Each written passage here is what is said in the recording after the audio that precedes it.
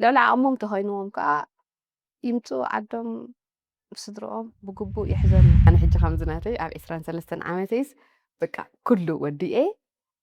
زموت قالوا هاي نسمع عني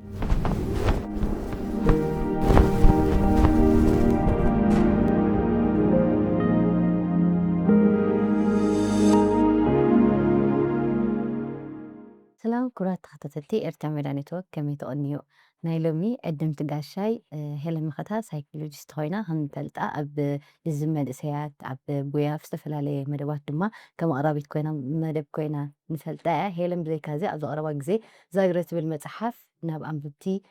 زب صحتها هلا أدمي خير كيف ستدينا بمكاب كيف شمي مشم تخطيتي ارتع ميلانيتو كمي سكنكي كأني له كميل صبو ساب حجي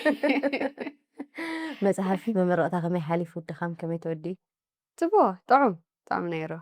ننوح جزي بسنك مصحف كاب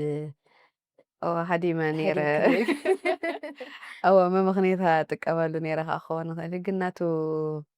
بزح نطفتات لازلو بعد وقت قبرو سلا تدلي انبر بذا قاعد أنا مصحف جميل كودي كان أبغى ببطل تصح أزي خبيت سرح مهان سلا دردني نقع حق سك نقع حرص ما حرصك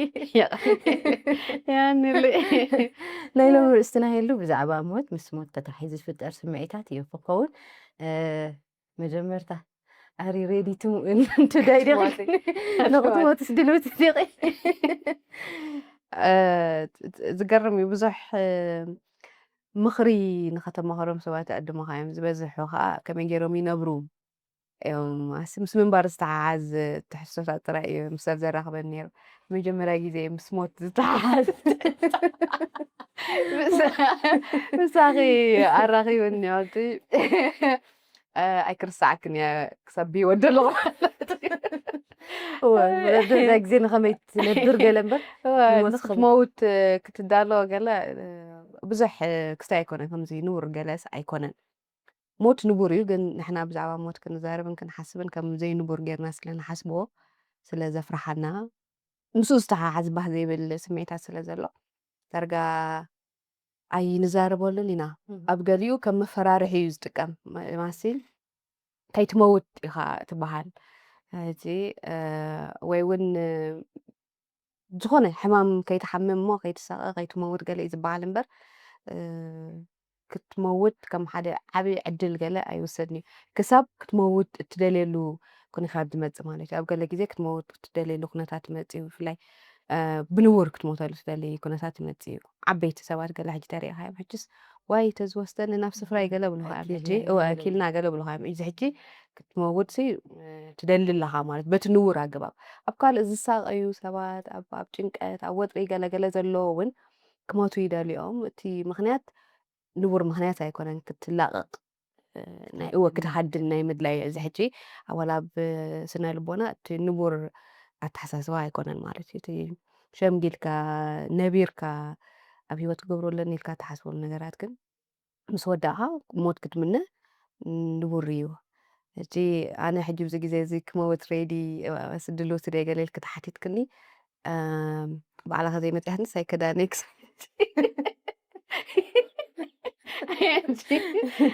ዋሲ ከም ዝመስለኒ ባዕልኻ ዘይመፅያቶ ከይድ ዝደሊ እውን ኣብ ንቡር ኩነታት دلوتي دي غيرك كاد تدلي دي غير ድልውቲ ናና ዋሲ ኣይመስለንን ድልው ሰብ ክህሉ ክእል ዶ ሕጂ ቆልዓ ስለ ዘላኒ ዝፈትዋ ወላደይ ስለ ዘላ ክዳለው ዝኽእለሉ ምክንያት ኣዝዩ ውሑድ እዩ ግን ምስ ሞት ዝተሓሓዝ ነገራት ትገብር ኢኻ ማለት እዩ ንኣብነት መገሻ ገለ ተሃሊካ ተነባብር ገለ ወይ ናብ ምጥባሕቲ ተኣቱ ተሃሊካ ከምኡታት ተነባብር ገለ ኢኻ ሕጂ ኣነ ብዝተኻእለኒ መጠን ክነብር እየ ዝዳሎ ዘለኹ ዝዓሸ ሂወት ግን ነቲ ተሓስበሉ ኢኻ ኣነ ሕጂ ሓስበለ ቅድምን ሕጅን ዝተፈላለየ ኣብ ቅድም ከመይ ትሓስብኒ ካብ ቅድም ቅድም ቤቢ ምፅኣገለ ንእሽተይ ከለኹ ኣብ 23 ዓመት ሂወተይ ትውድእ እዩ ዝመስለኒ ነይሩ ሕጂ ናይ በይነይ ሓሳብ እዩ ከዓ ዝመስለኒ ነይሩ ዝበዝሐ ሰብ ግን ሓደ ጥዑይ ዘይኮነ ሓሳብ ወይ መደምደምታ ብዛዕባ ሞት ኣሎ ካብ ምሕር ፍርሒ ካብ ምሕር ብዙሕ ስለ ዘይንዛረበሉ ፅቡቅ መረዳእታ ስለ ዘይብልና ደይጥዑይ ሓሳብ መፀካ ኣነ ሕጂ ከምዝናተይ ኣብ 23 ዓመተይስ በቃ ኩሉ ወዲኤ ዝመውት ገለ ኮይኑ ስማዓኒ ነይሩ ካበይ ዝብገስ ኣይፈልጥ ምናልባት ሽዑ ብዙሕ ግዜ ቀልጢፎም ኣብ ዓለም ዓብዪ ብርቂ ነገር ገይሮም ግን ብንእሽተዮም ዝቁፀዩ እየ ንብብ ነይረ መስለኝ ሕጂ ኣነ ካብኦም ከምኡ ሓንቲ 23 ድኾን ዶ? ዓመተይ ገለ ተኣምር ገለ ከምኡ ኮይኑ ስማዓኒ ነይሩ ክመውት እየ ደይኮነስ ድሕሪኡስ ኣይረኣየንን ድሕሪ 23 ዓመተይስ ኣይረኣየንን ነይሩ እቲ ዝገርም 23 ዓመተይ ሰላም ገለ እያ ሓሊፉ ወላ ሓንቲ ወላ ገለ ሓንቲ ከተሓሰብ ክመፅክሩ ኣብ እዋ 23 እዋ ሲለ እዋ ነይረ ፍርሒ ግን ኣይኮነን ነይሩኒ ከምዚ በቃ ገለ ዓይነት ዓመት እያ ኩሉ ነገረይስ ኣብኣ እዩ ነይሩ ካበይ እያ ትብገስ ኣይፈልጥ እየ ንሳ ምስ ሓለፍኩ ግን ድሕሪኡ ብዛዕባ ሞት ሓሲበ ኣይፈልጥ እየ ኣብ ገለገለ ብሓደጋ ኣብ ገለ ተሓስብ ኢኻ ወይ ፅኑዕ ሕማም ገለ እንተሓይንካ ክሳብ ሞት ገለ ግን ሓሲበ ኣይፈልጥን እየ ሓደጋ ሓደ ግዜ ከምኡ እምበር ሓሲበስ ኣይፈልጥን እየ ለኪ ምስ ዓበኻ ዝያዳ ትፃዕርኻ ንኸይትመውት ዝግበር ፃዕሪ እንዳበዝሐ እዩ ዝኸይድ ምክንያቱ ብዙሕ ክትገብሮ ደለካ ነገራት ኣሎ ኢልካ ትሓስብ ቁም ነገር ዘለዎም ነገራት እውን ማቹር ምስ ኮንና እዮም ዝጅመሩ መስለና ንኣብነት ሕጂ መፅሓፍ ኢልካ ተሓሲብካ 4-5 ዓመት ይወስደልካ ከይወዳእካ ክትሞት ገለ ኣይትምነን ማለት ወይ ኣይትሓስብን ተሓሲብካ ከዓ ትፈርሕ ውላድ ምስ ኣምፅኻ ከምኡ ምስ ተመርዓኻ ከምኡ እወ ኣብ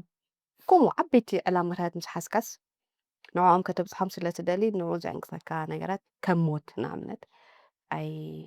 ኣይትደልዮን ማለት እዩ ከም ድላይካ ኣይኮነን እምበር እዋ ሃንደበተ ሓፈሻዊ ከምህርቲ ስነ ልቦናኻ ሄሉ ናይ ሞት ሓሳባት ካበዮም ድመፁና ወይ ብዛዕባ ሞት ዘለና ኣመለኻኽታ ካበዮም ድብገሱ እጂ እንታይ እዩ ካብቶም ኣዝዮም ንቡራት ዝኾኑ ኣስ ዘይተርፈካ ተተወሊድካስ ክትመውት ምዃንካ ርጉፅ ገለ እዩ ማለት ክሳብ ሕጂ ዘይሞተ ገለ ኣጋጢሙ ነዊሕ ይነብር ዓመታት ይነብር እምበር ደይሞት ሰብ ገለ ኣጋጢሙና ኣይፈልጥን ንፈልጥ ኢና ኸ ዘይንፈልጦ ገለ መዓስ ኢና ንመውት ዘይንፈልጥ እምበር ክንመውት ምዃናስ ንፈልጥ ኢና ልቢ ምስ ሰማዕናሲ ይርዳእና እዩ እጂ ብዛዕባ ሞት ክትሓስብ ንቡር እዩ ግን እቲ ደይምህላው ወይ ምስ ሞትካ ናበይ ክትከይድ ኢኻ ገለ ዝብላት ሓሳባት መልስታት ስለ ዘይብሉ እሱ ዝያዳ ንሕና ከዓ ከምዚ ኣንሰርተይን ዝኾነ ነገራት ወይ ዘይንፈልጦም ነገራት የፍርሑና እዮም ሓቅና ኢና እዚ ንፈልጦም ነገራት ከዋን ፅቡቅ ጌርና ኣየመሓደርናዮም ናብ ዘይንፈልጦ ነገር ክንከይድ ከለና ንፈርሕ ጅቲ ኣተሓሕዛ ወይ ኣተሓሳስባ ወይ ትርጉም ናይ ሞት ከዓ ምዚ ተሓሓዝ ማለት እዩ ኣብ ገለገሊኡ ከዓ ዝጭዋ ገለ ኮይኑ ይስማዓካ እዩ እቲ ምስ ኩነታት ማለት እዩ ወይ ምስ እምነታት ዝጭወ ገለ ኮይኑ ይስማዓካ ኣብ ዝተፈላለየ እምነት ሞት ዝተፈላለየ ትርጉም እዩ ዘለዎ ኣብ ገሊኡ ግዜ ሞት ከም መቕፃዕቲ ይትርጎም ብእምነታት ማለት እዩ ኣብ ገሊኡ ግዜ ከዓ ሞት ከም ዕረፍቲ ይትርጎም ሕጂ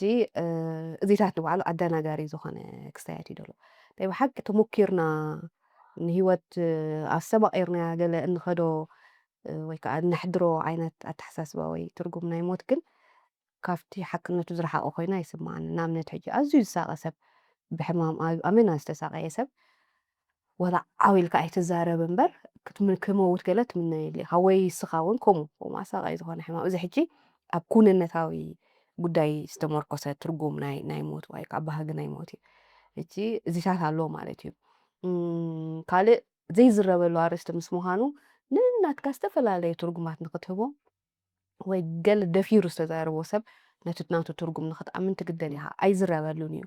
ሞት ብፍላይ ኣብ ገለ ሕብረተሰብ ከም ናትና ሕብረተሰብ ሕጂ ሞት ኣይ ሞይቱ ገለ ኢኻ ትዝረብ እምበር ምስ ሞትካ ናበይ ትኸይድ ኣይትፈላሰፉሉን ዝተባህለካ ጥራይኻ ትገብር ወይ ብኸመይ ክትመውት ምርጫ ኣለካ ድዩ ንክትመውት ገለ ዝበሃሉ እዚኦም ኣብ ክትዕ እውን ኣይለዓልን እዮም ኣብ ምዕራባውያን ሃገራት ግን ምስቲ ፍልስፍና ተታሒዙ ይለዓል እዩ እጂ ኣባና ሕጂ ከም ሓደ ተፈራሒ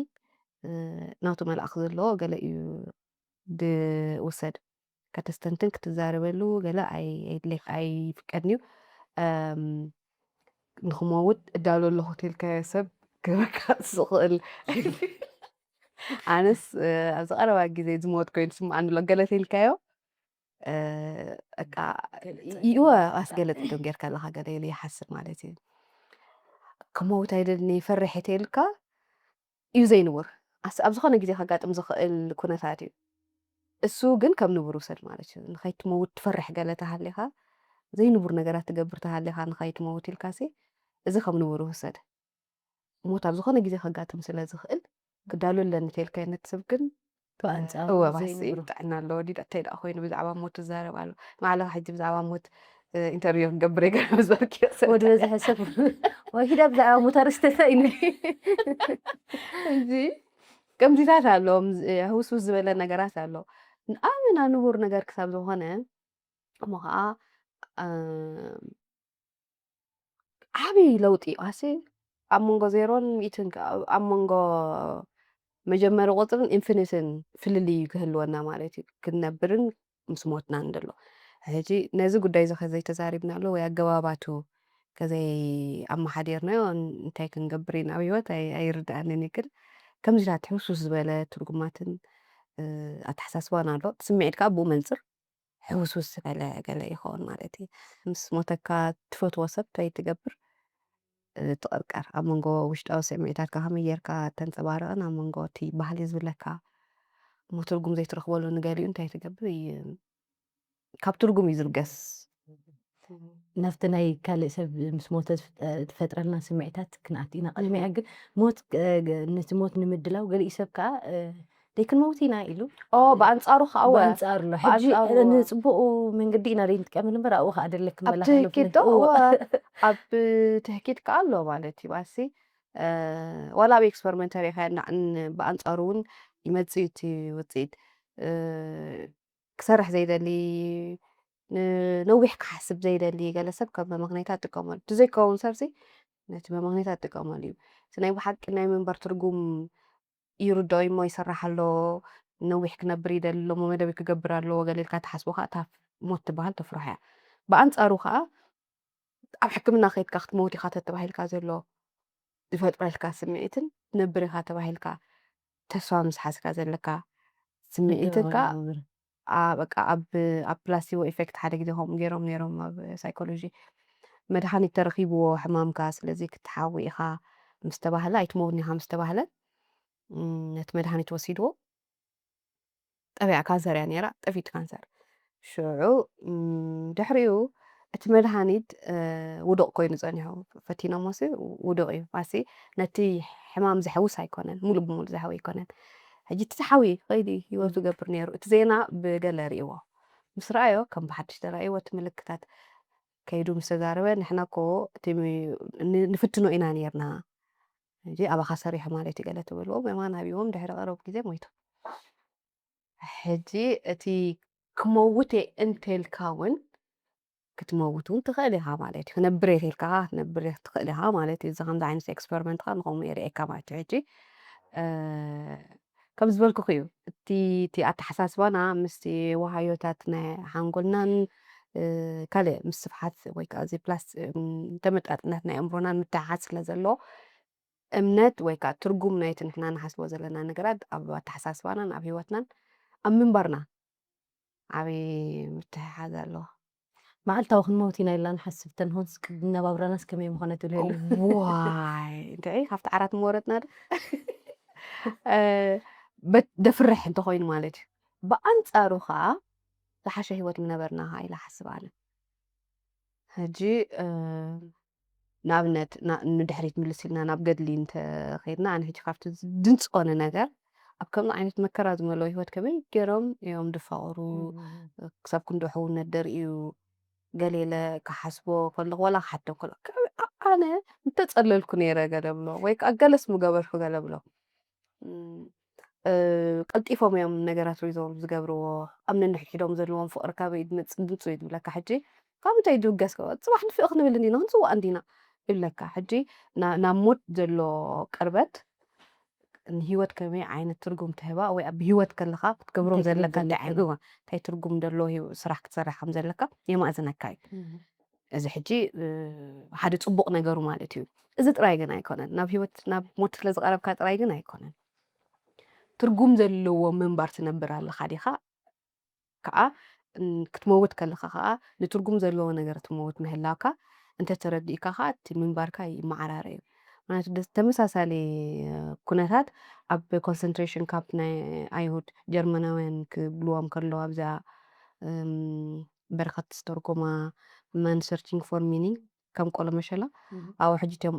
ኣይሁዳውያን ንኸይሞቱ ኢሎም ዝገብርዎ ዝነበሩ ኣብ ነንሕድሕዶም ምክድዳዕ ከኣሎ ማለት ንኸይትሞቱ ኢልካ ከዓ ደይፅወ ብኣንፃሩ ከዓ ካልእ ምስሱዕ ገለ ሰብ ከዓ ክትከውን ትኽእል ኢኻ ማለት እዩ ሕጂ ክልቲኡ ይፀላለዩ ኢለ ይሓስብ እሶም ሕጂ እቲ ዝሞትዎ ዘለዉ ሞት ትርጉም የብሉን ኢሎም እዮም ዝሓስቡ ነይሮም ማለት እዩ ሕጂ ትርጉም ዘይብሉ ሞት ካብ ክነብሩ ትርጉም ዘይብሉ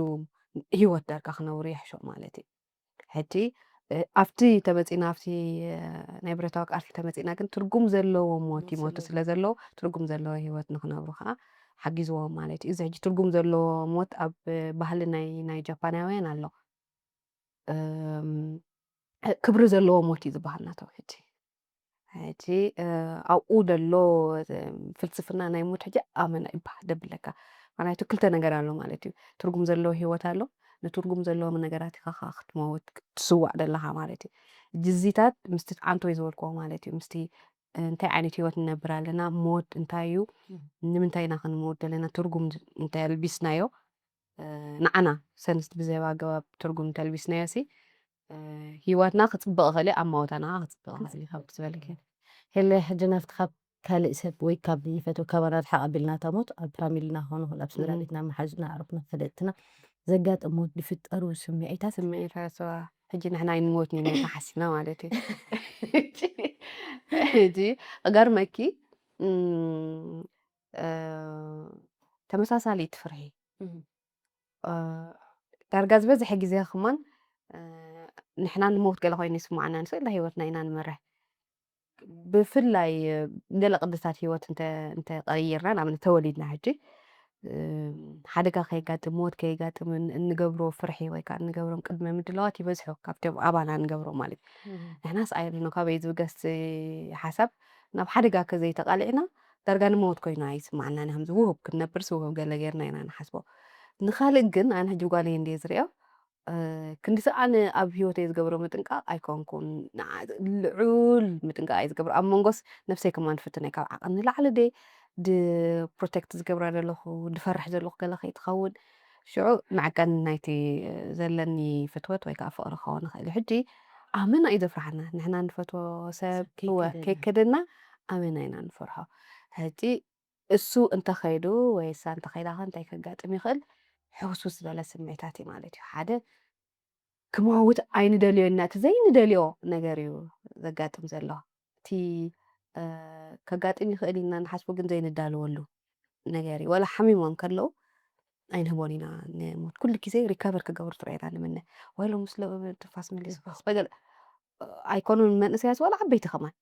ዓበይቲ እውይ ኢሎም መዓልቲ ሳይተሓደርና ገሊልካ ንፅባሕ ኣይቱ ግን ንፋስ ምልስ ተቢላስ ሕጉስ ትብል ሕጂ እቲ ኣይትደልን ኢኻ ክኸዱኻ ሕጂ ሓደ ዘይትደልዮ ነገር የጋጥማሎ ማለት እዩ ካልኣይ ነቲ ሓዘንና ሕውሱስ ዘብሎ ካልእ ስምዒታት ክንገብሮ ንደሊ ነገራት ተዘይጌርናዮም ንኣብነት ወለድና ሕጂ ሲ ንሕና ሰሪሕና ሓሊፍልናስ ኣብ ዝሓሸ መነባብሮ ከነንብሮም ገለ እንዳሓሰብና ከልና መንጎ እንተሞይቶም ሙማቶም ዳዕሳ ናትና ከላይ ስለ ድሕወሶ ይጋደድ ደየለ ምስሊ ክሕዘ ክእል እዩ ወይ ከዓ ንክንቅበሎ ፀገም ይፈጥረልና ሕጂ ኣበይ ይረኣየካ እዚኦም ክምርዓው ኣዲኦም ሕምም እንተኢላ ሞ ተመርዓዊ ገለ ተኢላቶም ፀደፍደፍ ገይሮም ይመርዓው ወይ ከዓ ዕድል ከይገበሮ ኣዲኦም ተተጎዲኣ ገለ ከዓ ይረኣየካ እቲ እወት ሕጂ ሓዘን ሕውስዋስ እዩ ሕውስዋስ ናይቲ ዘይደለኻዮ ነገር ሞ ከጋጥም ኢልካ ኢልካ ትፈርሖ ፀናሕካ ሞ ዘጋጠመ ምስ ሪያሊቲ ፌስ ዘግብረካ እዩ ካልእ ክትገብሮ ዝደለኻ ሞ ብፍላይ ብሰንኪ ሸለልትነትካ ትኮይንካ ዘይወፅእ ጣዕሳ እዩ ክትገብሮ ዘለኻ ሞ ዘይገበርካዮ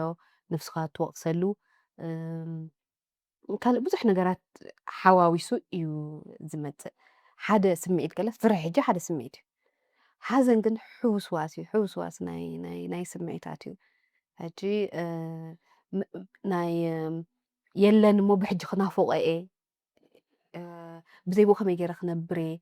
ድብል ፍርሕን ስክፍታን ሕውስዋስ ናይ ብዙሕ ስለ ዝኾነ ንክትኣልዮ እውን ኣሸጋሪ ኣብ ናይ ስነ ኣእምሮ ሕጂ ተሪእናዮ ብሓዘን ዝመጽእ ጸቕጢ ናይ ኣእምሮ ካብቲ ካልእ ዓይነት ጸቕጥታት ናይ ኣእምሮ ንኽትኣልዮ ኣሸጋሪ እዩ። ምክንያቱ ብዙሕ ነገራት እዩ ፍርሒ ኣሎ ጣዕሳ ኣብኡ ኣሎ ቅዛነት ኣብኡ ኣሎ ብዙሕ ነገራት እዩ ዝኣኻኽብ ሕጂ ንድሕሪት ተመሊስካ እሞ ንኽቕየር ዘይክእል ኩነታት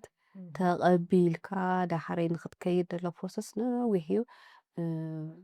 ኣፀቢቑ ኣልያ ዘድልዮ ስምዒት እዩ ከዓ ኣብ ሕብረተሰብና ከመይ ንኣልዮ ከዓ ከመይ ንኣልዮ ኣልሂባ ኣቢልካ ከመይ ዝብላ ንኣልዮ ደለናት ናይ ሓዘን ስምዒታትና ሕጂ ሓደ ሓዘን እንታይ እዩ እውን ማለትሲ ከምዚ ኩሉ ዓይነት ሓዘን ሓዘን ሓደ ዓይነት ሓዘን ገለ ኮይኑ ዝስማዓና ኮይኑ ስማዕና ሕጂ ሕብረተሰብና ብዙሕ ፅቡቅ ነገራት ኣለኒ ዋላ ምስቲ ሓዘን ዝተሓሓዝ ብዙሕ ሓደ እቲ ሰብ ሞይትካ በይንኻ ኣይኮንካን ይበዝሓካ ከማ ናብ ገሊኡ ሰብ ሕጂ ናይ ብሓቂ ሓዘን ከዓ ምፅንናዕ ዘድልዮ ስምዒት ስለ ዝኾነ ሰብ ዘድልዮ ስምዒት ስለ ዝኾነ ሓደ ካብቲ ፅቡቅ ነገር ኣብ ግዜ ሓዘንካ ሰብ ኣለካ ከም ባህርኻ ማለት እዩ ወይ ከም ባህሪ ናይቲ ዝሞተ ማለት እዩ ሕጂ ኢሉ ኢሉ እውን ዋላ ባህሪ ሕማቅ እዩ እምበር እወ ኣብ ሞት በፂሕካ እቲ ሰብ ኣዝዩ በቑባቕ ኣፀናንዓይ እዩ ይህልወልካ እዩ ካብ ብኣካል ይህልወልካ እዩ ኣብ ሓዘን ምስ ሰምዐ ኣነ ሓዘን ኣይከይድኒ እየ ዝብለኒ ሰብ ረኺበ ይፈትኒ ዋሲ መርዓይ ከይድኒ ይብለካ ጥምቀት ኣይከይድኒ ይብለካ ሓዘን ኣይከይድኒ እየ ዝብል ሰብ የለን ከምዚ ዳርጋ ጀነራል ሮል ናይዚ ሕብረተሰብና ኮይኑ ይስማዓካ ሕጂ እዚ ፅቡቅ ነገር እዩ ካልእ ምድግጋፋት ኣለዎ ሕጂ ንንውሕ ዝበለ ግዜ ይኸይድ እዩ ኣሰ ሸዓ መዓልቲ ቅብር ኣቢልካ ገለ ኣይከይን ሕጂ ኣፀቢቑ ንውሕ ስለዝኾነ ካልእ ኣሉታዊ ሳዕቤናት ክህልወካ እዩ ግን ንንውሕ ዝበለ ግዜስ የሳልየካ እዩ ሙት ኣይክሰስኒ ይበሃል እዩ ብዛዕባ እቲ ሙት ሞይቱሲ መሊስካ ነቲ ዝነብር ዘሎ ሰብ ከዓ ሙማቱ ናይቲ ሰብ ከይኣኽሎ እስኻ ከምዚ ዝገብር ነይሩ ገለ ኢልካ ምውቃስ ወይ ኳዕ ሞተ ገለ ዝብል የለን ሕጂ እዚ እቲ ልቦና ናይቲ ሕብረተሰብ የርእየካ እዩ ሓደ ፍተዎ ፅላኣዮ ኣዝዩ ምሳኻ ቀረባ ዝነበረ ሰብ ሞይትካ ከይኣክልስ ብዛዕባኡ ሕማቅ ዘረባታት ክትሰምዕ ከዓ ድሉው ክትከውን ኣይትኽእልን ኢኻ ሕጂ ሰብ እያ መጨረሽቱ ሕጂ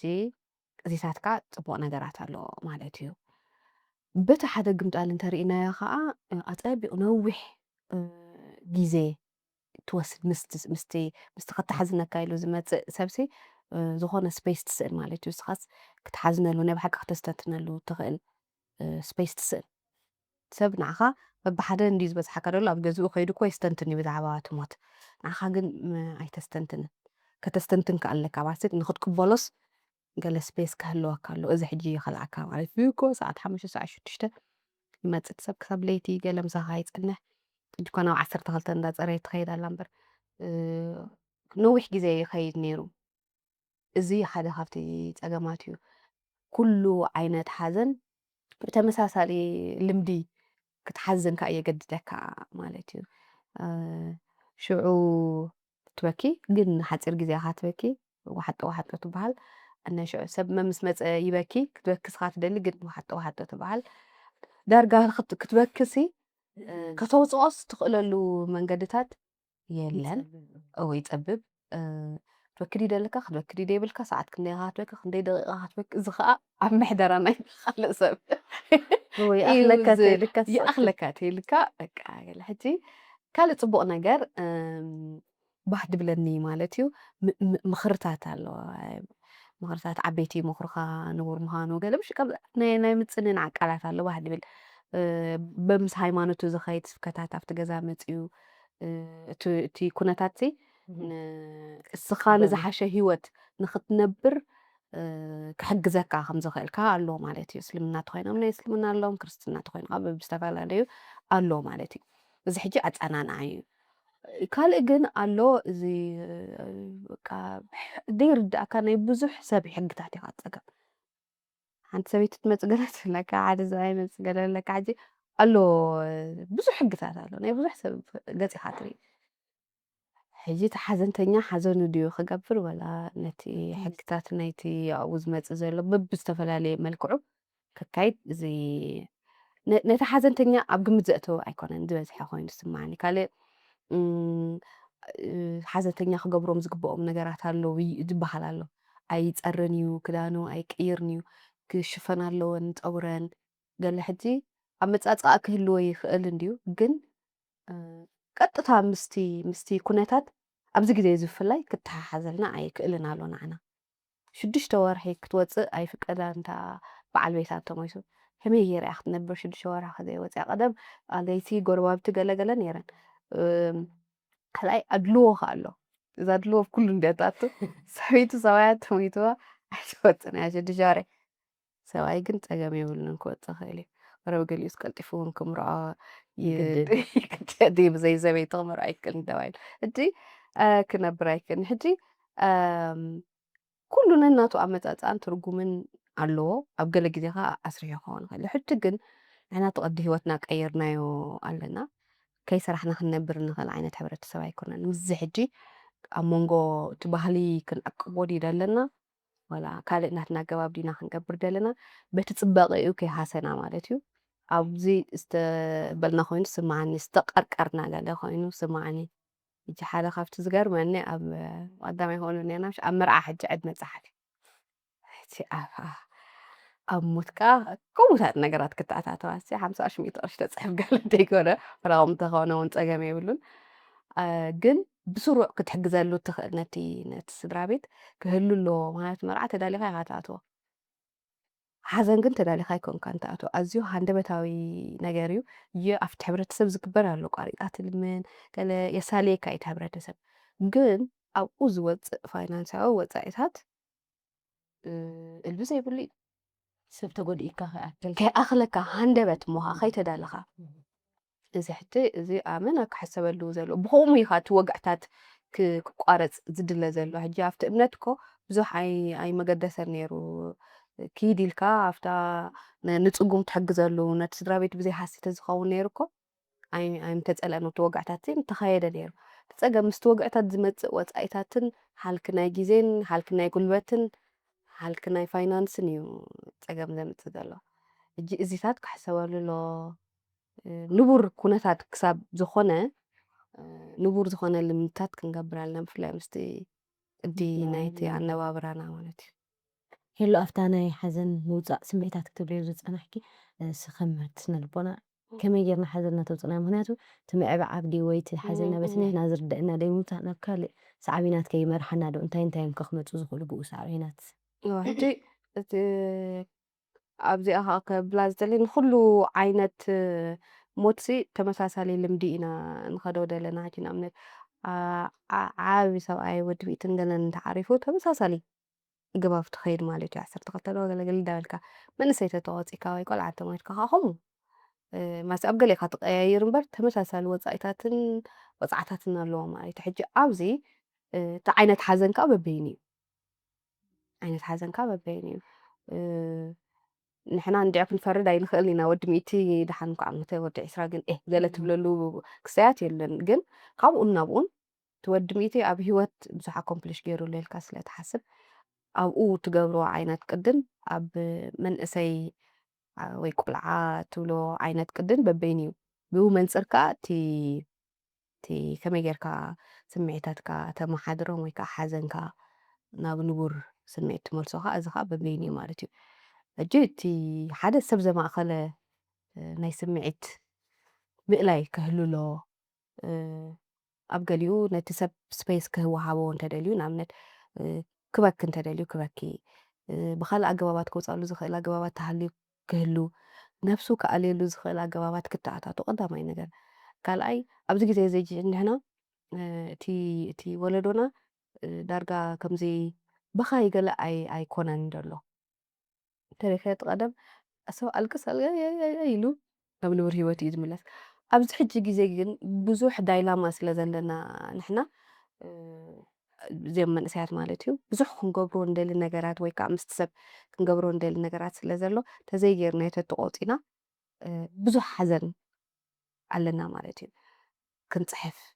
ሓደ ሓፍቲ ኣገባባት እዩ ንኣብነት ተፍቅሮ ሰብ ገለ እንተ ሞይትካ ሞት ሕፁይ ይበሃል እዩ ከምዚ ዓዊልካ ክተልቅሰሉ ዘይትኽእል ኬዝ ንዘጋጥም ማለት እዩ ሕጂ ሓደ ካብቲ ኣገባባት እቲ ምጽሓፍ እዩ። ምጽሓፍ ንሰብኣይ ትነግሮ ኢኻ ጣዓሳኻ ከምዚ ክገብር እኮ ነይሩኒ ከምዚ እኮ ኢሉኒ ነይሩ ኣደይኮ ከምዚ ኢላትኒ ነይራ ኣቦይኮ ከምዚ ኢሉ ነይሩ ገለ ዋላ በሎ እምበር ደይወፅእ ጣዕሳ ኢልካ እንተሓሲብካዮ ብምጽሓፍ ከነውፅኦ ንኽእል ኢና። ካልእ ሕጂ ኣብዚ ግዜ እዚ ብዙሓት ሞያውያን ኣሎ ዓውዲ ስነ ልቦና ዝተመረቑ ሓገዝ ምሕታት ኣገዳሲ እዩ። እቲ ምልክታትና ናብ ድቃስ ምስኣን፣ ተስፋ ምቑራፅ፣ ካልእ ካብ ማሕበራዊ ዝምድናታት ምእላይ ገለ የምፅኣልና እንተሃልዩ ሕጂ ብጥዕና ኣእምሮ ክንሓስበሉ ዝግባአና ግዜ እዩ። ቀደም ብዙሕ ብዛዕባ ጥዕና ኣእምሮ ኣይሕሰብኒ ነይሩ ወይ እውን ሰዓል ከም ዝሓመምካ ትፈልጥ ኢኻ፣ ዓሶ ከም ዝሓመምካ ትፈልጥ ኢኻ፣ ቅዛነት ከም ዘለካ ግን ከም ጉዳይ ሰብ ኣይለዓል ነይሩ። ኣብዚ ግዜ እዚ ግን ብዛዕባ ጥዕና ኣእምሮ ዝያዳ ክበሃል ክፀሓፍ ኣስተምህሮ ክወሃበሉ ዝግብኦ ግዜ ኮይኑ ይስማዓኒ። ስለዚ ብፍላይ ድቃስ ምስኣን ናይ ምግቢ ሸውሃት ገለ ምልክታት ከምኡታት ምልክታት እንተሃልዩኻ ግቡእ ዝኾነ ሕክምናዊ ረድኤት ክንገብር ኣለና። ብፍላይ ምስ ተስፋ ምቑራፅ ዝተሓሓዝ እንተኾይኑ እዚ ሓደገኛ ስለ ዝኾነ ከምኡ ክህሉ ኣለዎ። ሕጂ እንታይ እዩ እንታይ ሪኢኺ ሰብኣይን ሰበይትን ኣመና ዝፋተው ተነይሮም ኣብ ዕቤቶም ሰብኣይ ተሞይቱ እታ ሰበይቲ ትቕንን እያ ቀልጢፋ እያ ትሞት። እቲ ሰብኣይ ተሞይቱ ከዓ እታ ሰበይቲ ከዓ ኣይትቕንን እያ። ብኣንጻሩ ሓደ ሓደ ግዜ ንቕልደሉ እንዲና ሰብኣያ ሞይቱ ብዙሕ ተፀኒሓ ሰብኣይ ስርጉም እዩ ነይሩ ማለት ወንበርክስ ብድሕሪኣ ስነውሒ ገይሩ የስ እንታይ እዩ ሞት ከምዚ ይፅዋዓካ ዓይነት እዩ ማለት እቲ ድሕሪ ሞት ዘሎ ብሕትውና ከቢድ እዩ ከቢድ እዩ ኣበና ከቢድ እዩ። ሕጂ ኣብ ከምዚ ግዜ ኢና ከዓ ነቲ ሰብ ክንሕግዞ ዘለና ክሳብ 12 ገለ መታት ጥራይ ገለ ደይኮነሲ ንነዊሕ ግዜ እቲ ሰብ ይሳለሎ ድዩ ብቁጠባ ይሳለሎ ድዩ ብመንፈስ ይሳለሎ ድዩ ብስነ ኣእምሮ ይሳለሎ ድዩ ገለ ኣብዚ ቸክ ክንገብር ኣለና። ሕጂ እንታይ ኮይኑ ኣሎ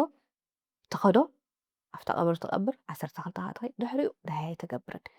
እዚ ኢኻ ዝያዳ ነቲ ቅዛነት ዘኽፍኦ ደሎ ካብቲ ቅድም ማለት እዩ። ቀደም ኤክስትሪምሊ ኮሚኒያን ዝኾነ ሂወት ነብር ነርና ሕጂ ግን ንኽትም ኣለና። ሕጂ እዚ ከዓ ነቲ ሰብካ ቸክ እንዳገበርናዮ ኩነታቱ እንዳሓለና ገለ ክንከይድ ኣለና። ካብኡ ናብኡን እንታይ ዓይነት ሞት እዩ ኣጋጢሙ ደሎ እንታይ ዓይነት ሰርቪስ ከዓ ነቲ ሰብ ክንገብረሉ ኣለና ኻ ይፈላለዩ። ንኣብነት ሕጂ ሞት ናይ ውሉድ ካብቲ ካልእ ዓይነት ውሉድ ሞታት ኣመና እዩ ከቢድ። ኣብ ከምዚ ዓይነት ዘጋጥሞ ብፍላይ መንእሰያት ገለ እንተኾይኖም ኣብዚ ፅኑዕ ዝኾነ ምክትታል ናይ ወለዲ ናይ ኣዕሩኽ መሓዙት ገለ የድሊ። እቲ ሰብ እውን ከምኡ ዓይነት ቅዛነት ገለ እንተሃልይዎ ንሰብ ሓግዙ ንባ ከምዚ ይስማዓኒ ኢሉ ክንሓፍር የብልናን። ሕጂ ከምኡ እንዳበልና ከዓ ናይ ሓገዝ ፃውዒት ወይ ከዓ ጠለባት ክንገብር ኣለና ይብላነ ራሄል ብፍላይ ኣብዛ ናይ ኣለይቲ ስድራ ይፀንሑ ወይ ገለ ሕጂ ትሞት ዝበዝሐ ግዜ ናባና ድመፅእ ኮይኑ ስለ ደይስምዐና ብካልኦት ክንሪኦ ከለና ንስንብት ጥራሕ ኢና። ዝበዝሐ ግዜ ግን ተዝኸበደ ነገር ትኸውን ደሎ ንኣብነት ገሊኡ ሰብ ዋላ ሕዳጥ ንሂልካ እውን ክኸይድ ይኽእል ኢኻ ይፈለጥካን ንስኻ እቲ ሓላፍነት ተሰሚዑ ኣብቲ ገዛ ነቲ ሓዘን ዘኽብሮት ንኣብነት ኣቦና ኣደን ኣለዋ ሓደ ውሉዶም ከ ኣሎ ንበሎ እሱ ከኣልዮም ተፀኒሑ እሱ ዝሞተላ መዓልቲ እቲ ሓዘንሲ ኮላይ ንነብስኻ ኢኻ ትሓዝነሉ ፐርከስ ብድሕሪኡ እንታይ ክንከውን ኢና ገለ ዝብል እዩ። ሕጂ ኣብዚ ከዓ እቶም ሓላፍነታዊ ኢና ንበሃል ሳት ወይ ከዓ እቶም መንእሰያት ዘለና ሞርክ ኣብ ብፍላይ ናይ ዓበይቲ ከም ልሙድ ስለንወስዶ ኣብ ግምት ኣእቲና ንሕና ክንተቃውቶ ዘለና ተራ ነቲ ሞት ኣብ ግምት ኣእቲና ክንዳለወሎም ዘለና ነገራት ግን ከመይ ክኸውን ኣሎ ወይ ከዓ እቲ ናይ ካልእ ሰብ ክመውት ከሎስ ንዓና ኣላርም ወይ ከዓ ፃውዒት ምዃኑ ተረዲእና ክንገብሮም ዘለና ጥንቃቐታት ብፍላይ ነቲ ዝተርፍ ኣብ ግምት ምእታው ወይ በዓል ቤትካ ወይ በዓልቲ ቤትካ ክትጉዳእካ ትኽእል ገለ ኩሉ ነገር ካብኡ ተመርኪሱ ፀንሕ ነቲ ሓዘን ኣዝዩ የኽብዶ። ምክንያቱ ኣብኡ ተመርኪስካ ፀኒሕካ እንድሕሪ ይኸይደካ ኣሎ ዝኸበደ ነገር እዩ በዚ ሰብ ይኸደካ ኣሎ ሓፈሻዊ ከዓ ናብራኻ ዋላ ኣብኡ ተመርኪሱ ይፀንሕ እሞ ኣብዚ ከምሰብ ክንገብሮ ዘለና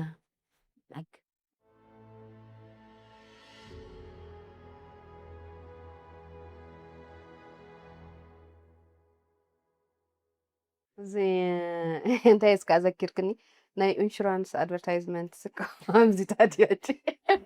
እዚ ባህልካ ገለ ይትርአኒ ኢኻ ናይ ኢንሹራንስ ኣድቨርታይዝመንት ትመንዮም ልና ገለ ትብል ግን ሓደ ካብቲ ኣገባባት እዚ ኢንሹራንስ እዩ። ናብ ሂወትና መፂና ናብ ስድራና መፂና ትርኢናዮ ግን እዚ ሕጂ ብብዙሕ ግዜ ኣብ ምንታይ ነልዕሎ ነርና ኣብ ጎስጓስ ናይ ምሕያል ደቂ ኣንስትዮ ገለስ ይለዓል ነይሩ። ሕጂ እንታይ እዩ እንተና ኣዴታት ኣቦቦታት እየን ዝያዳ ድምርኮሳ ያ ሕጂ ብዙሓት ቆልዑ ይውለዱ ኣቦ ጥራይ እዩ እቲ ብሬድ ዊነር ወይ ከዓ ናይቲ ቁጠባ ናይቲ ገዛ ይብል ሽዑ ቆፂሉ ተይሉ እቲ ኣቦ ስድራ ሞይታ ኣላ ማለት እዩ ሕጂ እዚ ከዓ ንቡር እዩ ንሕና ኣብ እቲ ሂወትና ስለ ንፈልጦ ኣብ ሓደ ሰብ ተመርኪስካ ክትነብረሉ ትኽእል ዓይነት ሂወት ኣይኮነን ዘሎ ሕጂ ብፍላይ ብቁጠባ እዚታት ምድላዋት ክግበር ኣሎ ሕጂ ንደቂ ኣንስትዮ ከመይ ኢና ንብለን ንዴታት ክሰርሓ ኣለክን ክትወፃ ኣለክን ንማዕረ ሰብኣይ ክትኮና ገለ ደይኮነሲ ከምዚ ዓይነት ፀገማት ከጋጥም ይኽእል እዩ ፅባሕ ንኮ ሕማም ኣሎ ሞት ኣሎ ብዙሕ ነገራት ኣሎ ክሳራ ኣሎ ሕጂ ካብ ከምዚ ኩሉ እንቋቑሖ ኣብ ሓደ ሰክዔታይ ትግበሮ ዝበሃል ኩሉ ነገራትና ኣብ ሓደ ሰብ እንተ ኣሞርኪስናዮ ብዝተፈላለየ ምክንያት ክቁፀየና ይኽእል እቲ ነገር ነቲ ሓዘን ከዓ ነቲ ዝሞተ ይኮንካ እንትሓዝነሉ ንነብስኻ ትሓዝነላ ነቶም ቆልዑ ትሓዝነሎም ቆልዑ ዘኽቲሞም ይበሃል ሕጂ እቲ ብዓብዪ እቲ ሮል ናይቲ ቦ ወይ ናይ ኣደ ኣላ ኣደ ተሞይታ ቆልዑ ዘኽቲሞም ኢኻ ትብል ምክንያቱ እታ ኣደ ክትገብሮ ትኽእል ነገራት ክጎድሎም እዩ ማለት እዩ ኣቦ ተሞይቱ ከዓ እቲ ቁጠባ ብዘየገድስ ኣቦ ዘይብሎም ቆልዑ ስለዝኾኑ ዘኽቲሞም ምባሃል እዩ ብኣንፃሩ ተሪካ ከዓ ኣብ ስድራ ቤት ሓደ ከምኡ ኣብዚ ዓዲ ድዩ ኣብ ወፃኢ ክጥውር ገለ ፀንሕ ንሱ ተሞይቱ ከዓ ተሃልቕ ማለት እዩ ታስ ሕጂ እዚታት ነገራት ብቁጠባ ነብስኻ ክትክእል ከም ዘለካ ሂወት ውሕስነት ከም ዘይብላ ገለ ተሓስብ ኢኻ ንዑ ሓሲብካ ኣብ ግምት እቲኻ ትነብር ዶ እዚ ኣነ ክሳብ ክንምንታይ ክሳብ ክንዱ ንቕሓት ኣለና እዩ ክስታይ ዝገብር እንታይ ክንገብር ኣለና ግን ከምቲ ክትብለዮ ፀናሕኪ ዋሲ ንሕና ንነብስና ዝሓሸ ሂወት ንክንነብር ኢልና እቲ ኣሎ ዝበሃል ዓቕሚ ናይቲ ስድራ ቤት ክዋፈር ኣሎ ዋላ ቆልዑ እውን ዋላ ድራር ዕለቶም ኣይመኣርሩ ንኣሽቱ ይኹኑ ክሰርሑ ህርኩታት ክኾኑ ኣብ ነብሶም ክምርኮሱ መልቢልና ክነዕብዮም ኣለና ጥባሕ ንኮሲ ኣብ ወለዶም ኣብ ኣሕዋቶም ገለ ደይኮነስ ኣብ ነብሶም ክምርኮሱ ከም ዘለዎም ነቲ ስድራ ቤት ከዓ ከኣልይዎ ክሕግዝዎ ከም ዝግብኦም ጌርካ ተዕብየ እሞ ኣብ መጨረሽቱ ስኻ ሃሊኻ ኣይሃሊኻሲ ብነብሶም ክነብሩ ከም ዝኽእሉ ይኾኑ ማለት ሕጂ ዳርጋ ከምኡ እንዳገደፍናዮ ንኸይድ ኣለና ሕጂ ደቅና ሕድሕድ ዳብና ንኣልዮም ዘለና እዩ ድመስለና ፅቡቅ ሂወት ንህቦም ዘለና ግን ተሞርኳስነት ኢና ኣባና ንምህሮም ዘለና ብሓፈሽኡ እቲ ሞት ኣሎ ኣብ ሂወት የጋጥም ኢልና ሓሲብና ከም ዓይነት ምድላዋት ክንገብር ኣለና ብዘይ ንሱ እውን ምስ ሞትና እንታይ ክኸውን ኢልካ ይኮንካ ትነብር ዝሓሸ ሂወት ንክትነብር ኢልካ ኢኻ ትነብር ሕጂ ካብ ብተጠዋሪ ክትነብር ብነብስኻ ባዕልኻ ከምኡ ዕድሜኻ ድዩ ስለዝኣረካ ድዩ ወይ ጥዕና ስለዘይብልካ ድዩ ክትጥወር ዝንቡር እዩ ኣብ ዘይንቡር ኩነታት ኣብ ሓደ ሰብ ተመርኪስካ ክትነብር ግን እዚ ምንባር ኣይኮነን ከምኡ ዓይነት ሓደጋታት ተጋጢሙኻ ነቲ ክትነብሮ ዘይፀንሕካ ናብራስ መሊሱ የጋድዶ ማለት እዩ ብስ ሞት ተተሓሒዙ ሞት ንብዙሕ ነገራት ክዕንጥጥ ንሪኦ ኢና ንኣብነት ብፍላይ ምስ መርዓ ዝተሓሓዝ ወይ ዝኾነ ዓበይቲ ነገራት ክግበር ኢሉ ኣብ ዝዳለወሉ እዋን ብሰንኪ ትሞት ጥራሕ ትሞት ከም ዘጋጥም ወይ ከም ንቡር ክንዲ ተወሲዱ ናብ ካልእ ዕማለታት ዝኸይድ ሰብ ኣብቲ ሞት ኣብቲ ናይ ሓዘን ስምዒት ኣብኡ ንክፀንሕ ኣብኡ ወፂኡ ንከይሰርሕ ንከይምርዓሉ ብዙሕ ኣጋጣሚታት ትርኢኻ ሞ ኣብዚ ኸ ከመይ እዩ በስ ምስቲ ምቕያር ቅዲ ናብራና ከዓ ብዙሕ ዛንታታት ከዓ ትሰምዕ ኢኻ ሓንደበት ነታ መርዓት ኣዲኣ ሞይታ ባህል ቅድሚ ሳልስቲ ወይ ገለ ዘሎ ስለ ዝኾነ የጋጥም እዩ ኣብኡ ዘሎ ዳይላማ ሕጂ ኣብኡ ዘሎ ናይ ምሕደራ ጉዳያት ድንፁ እዩ ዝብለካ ዘይምለስ ነገር እዩ እቲ ሞት ዘይምለስ ነገር እዩ ሕጂ ነቲ ዘይምለስ ነገር ነቲ ብዙሕ ዕድላት ዘለካ እሞ ከተመሓድሮ ትኽእል ነገራት ሓደ ክመሓደር ዘይክእል ነገራት የመሓደረካ ማለት እቲ ሞት ግን ኣይኮነን ፀገም ነቲ ሞት ትርጉም ንምሃብ ተባሂሉ ክሳሰብ ዝፀንሐ ልምዲ እዩ ልምዲ ንክትቅይሮ ከዓ ከቢድ እዩ ዝፀንሓና ልምዲ እንታይ እዩ ናቱ ኣገባባት ኣለዎ ማለት እዩ ሓደ ሞት ይኸብድ ሞት ካብ ኩሉ ነገራት ይኸብድ ካብ መርዓ ይኸብድ ካብ ካልእ ጉዳያት ይኸብድ ካብቲ ሰብ ካብቲ ተሪፉ ዘሎ ሰብ እቲ ዝሞተ እዩ ከቢድ ማሲ ሕጂ ሞት ከተኽብር ሞትካ ከተኽብር ምዕባለ ናይቲ ሕብረተሰብ እዩ ዝገልፀልካ ክብሪ ናይቲ ሕብረተሰብ እዩ ዝገልፀልካ ፅቡቅ እዩ ኣብ ካልእ ዓድታት ኣብ ደገ ይድርበ ሬሳ ገለምታት ከምኡ ኣይኮነን ኣብ ሕብረተሰብና ሬሳ ክቡር እዩ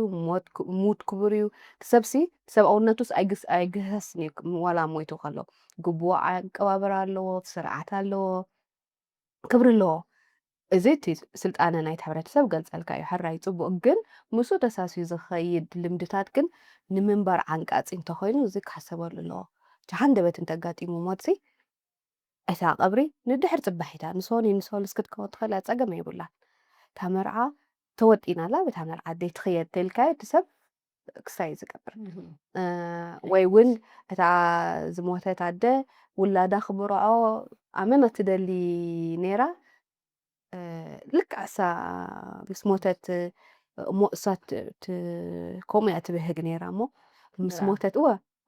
ኣብ መቃብረ ክትቀስን ከለ መርዓ ገለ ተልካ እዋ ዓይና ከይከደል ይበሃል ሕጂ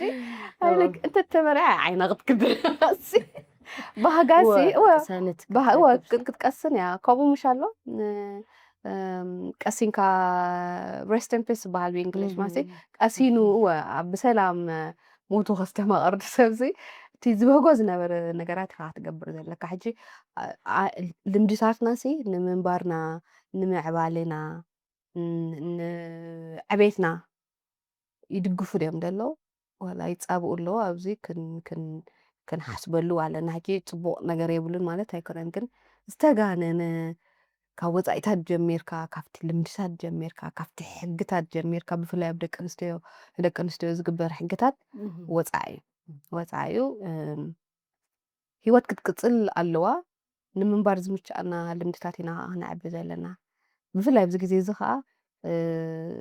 ስራሕ ኣካልቲ ሂወትና ከይሰራሕና ፍጽም ቀደም እውን ከይሰራሕ ዝነብር ሰብ ኣይነበረን ግን ሕጂ ኩሉ ሂወትናስ ምስራሕ ሶሪ ይምሓርክ ከንኪ ህሊ ይምሓርክ ካብ ምንታይ መጽያ ትፈልጥያ ነህ ጋዜጣ አንቢብያ ነይራ ጃክ ይመስለን ጽሒፋ ብተርሙማ የጥሸው ዝበለ ሰብ ሓጢኣት ኣለዎ ማለት እዩ ባህል ነይሩ ሕጂ ሞት ይገለ ሕጂ ይምሓርክ ከባ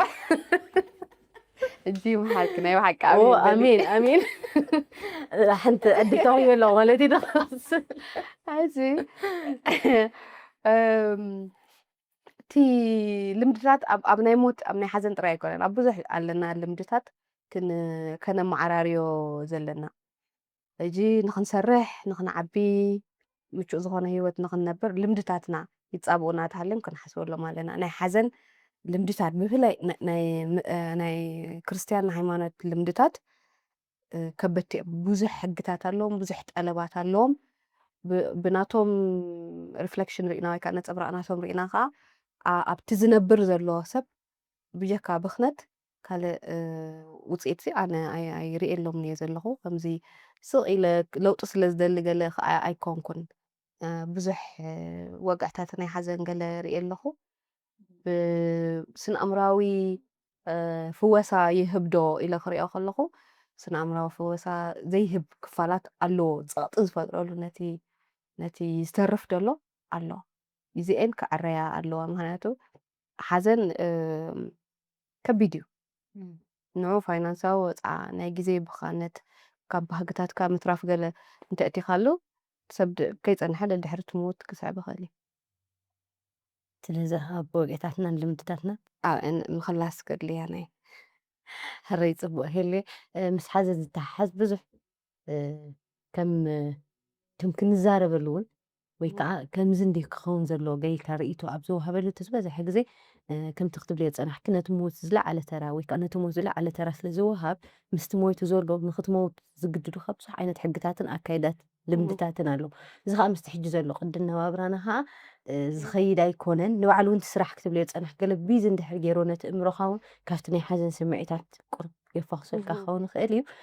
ምስ ምቕያር ቅዲ ነባብራና ሓፈሻዊ እቲ ሕጂ ዘሎ ሕብረተሰብና መልሲ ዋላ ስድራ ገለ ኣጋጢምካ ብሓንሳብ ተኣኪብካ ክትጉሂ ገለ ክትሓዝን ገለ ትኽእለሉ ይኮነን ምክንያቱ ብስራሕ ብዝተፈላለየ ኣገባብ ብትምህርቲ ክኸውን ይኽእል ወይ እውን ብስደት ክኸውን ይኽእል ስድራ ቤታት ፋሕ ኢለናሉ ዘለዋ ግዜ ንሓዘንና መሊሱ የጋድዶ ይብርትዖ ገለ ሕጂ እቲ ኣብዚ ኮይንካ ተሓዝኖ ሓዘን ካሊእ ጥረፍ ምስ ጎረባብትካ ምስ ቤተሰብካ ወግዒ ስለ ዘለዎ ቁርብ የሳለየካ እዩ ዋላ ናብተን ኣብ በይንና ሓዘን ከጋጥም ከሎ ንኣብነት ወሬቨር ዋላ ብኮሌጃት ክትህሉት ሜይቢ ሱሳስ ክትመፀሉ ስለ ትኽእል ወይ ኣብ ስደት ኮይንካ ብፍላይ ከዓ ምስቲ ናይ ሕጂ ኣብ ስደት ዝበዝሐ ሕብረተሰብና ከመይ ከመይ ክንገብሮ ኣለና? እሱ ዘምጽኦ ጽልዋታት ዶ ይኸውን ብዙሕ ግዜ ብዛዕባ ሽግራቱ ብዛዕባ ገለ ኣብ ሶሻል ሚድያ ወፂኡ ብዛዕባ ሓዘኑ ብዛዕባ ገለ ክገልጽ ሰብ ክትሪኦ ከለኻሲ እሱ ዝፈጥሮ ጭንቀት ዶ ይኸውን? ምክንያቱ እቲ ሕብረተሰብና ብዚ ብሓንሳብ ብወግዒ ገለ ስለ ዝሓዝን ዝነበረ እዚታት ምስ ተሰኣነ ዶ ይኸውን ሓዘንና ሕዚ ሓንሳብሲ ብሓዘን ብዙሕ ነገራት ትርኢ ብቲ ሶሻል ሚድያ እሞ ከመይ ትግምግምዮ ንስኺ እዚ?